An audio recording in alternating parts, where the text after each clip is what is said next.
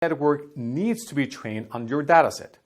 The weights in the network are updated from the errors calculated for each training example, which is called online learning. The errors can be saved up across all of the training examples, and the network can be updated at the end, which is also known as batch learning. Once a neural network has been trained, it can be used to make predictions. Let's take a look at the different types of neural networks. Artificial neural networks, or ANNs, are multi-layer fully connected neural nets that look like the diagram shown here. Deep neural networks, or DNNs, are networks that have more than one hidden layer between input and output layers. Convolutional neural networks, or CNNs, are neural networks that are mainly used for image processing and classification. Until quite recently, computers were not good at tasks like recognizing a puppy in a picture or recognizing spoken words, which humans excel at. CNNs are trained and used in the following ways: automatic video classification systems, voice recognition, natural language processing, image search, self-driving cars, and a lot of other applications. Let's proceed to take a look at the predicted future of artificial intelligence. Google is developing an artificial intelligence algorithm that is expected to predict your death with 95% accuracy. Singularity is predicted to be achieved by 2045, when computers will have the same level of intelligence as that of humans.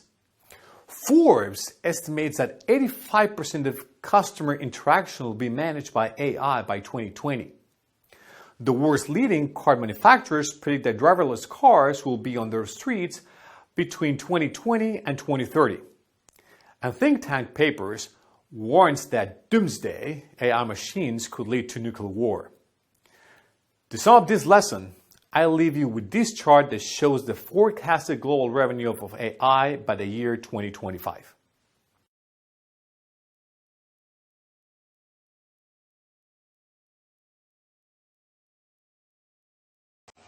You have now reached the end of lesson 2. Let's summarize the key takeaway points from this lesson.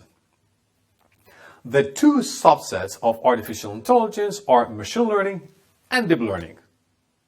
Machine learning algorithms learn from data, where a statistical model is a formalization of relationships between variables. Supervised learning, unsupervised learning, and semi-supervised learning are the three types of machine learning. Reinforcement learning is an area in machine learning that is used when the training data has a feedback loop.